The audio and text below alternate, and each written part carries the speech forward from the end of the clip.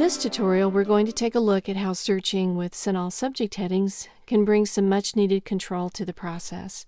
Subject headings describe the content of items included in the database and are assigned from a controlled vocabulary.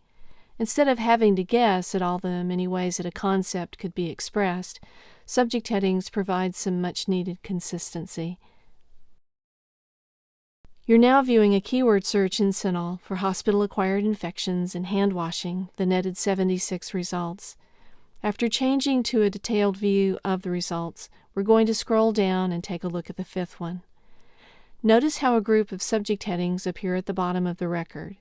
This is only a partial list. Clicking on the title will bring up the fullest form of the record and allow us to see all of the subject headings assigned. Notice the labeled parts of the record for author, source, publication type, and two groups of subject headings, major and minor. Major subject headings reflect the more prominent concepts discussed in the item, in this case a journal article.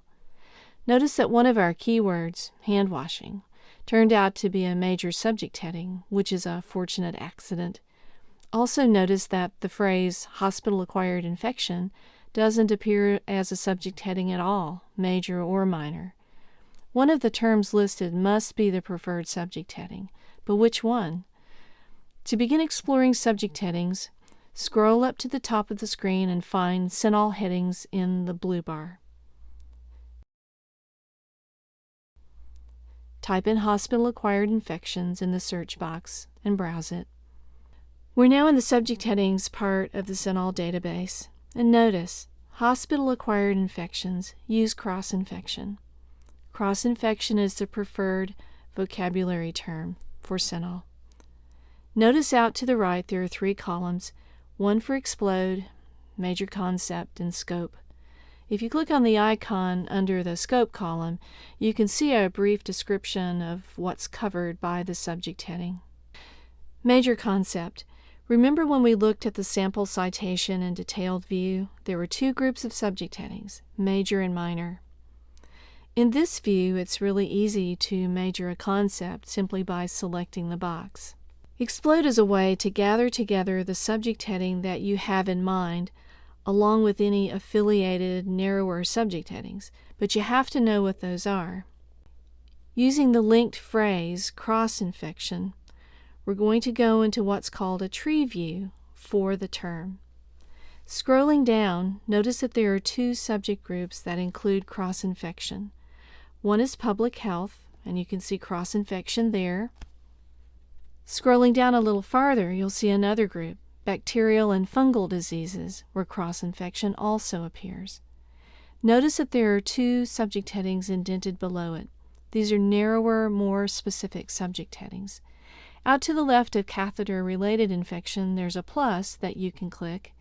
Two even more narrow subject headings are affiliated with catheter-related infections.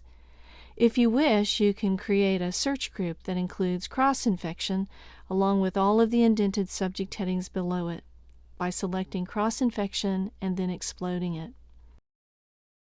The explode option employs the Boolean connector OR, which creates a search group where any of the terms are possible.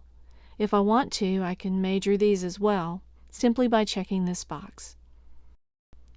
At the moment we chose cross-infection, a blue column appeared. These are subheadings. Subheadings can be used to focus on specific aspects of a topic. The default is to include them all, but you could go through and make selections, such as prevention and control. For simplicity's sake, we're going to go with the default and include all subheadings. Notice over on the right, the database is keeping track of our selections. And now it's time to search the database.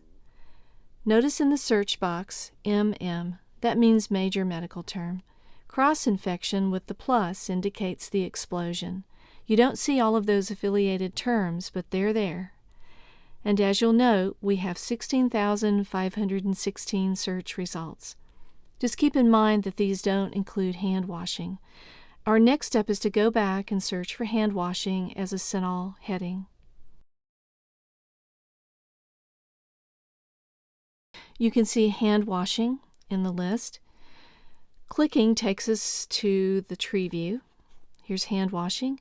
Notice that there is a narrower term, surgical scrubbing.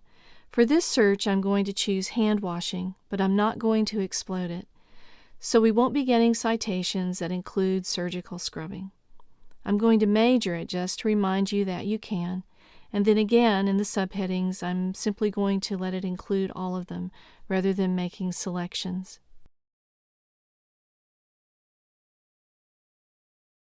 We've netted 2,633 citations, but these don't include any relationship to our set of search results for cross-infection. Opening up the search history shows all of the search statements or sets that have been created so far.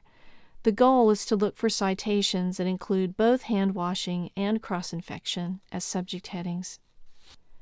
First, clear the search boxes at the top, and then select Set 2, cross-infection, and Set 3, hand washing. I'm going to search them with an AND. You can now see the new search statement that combines the two subject heading groups, and it's already given me the retrieval.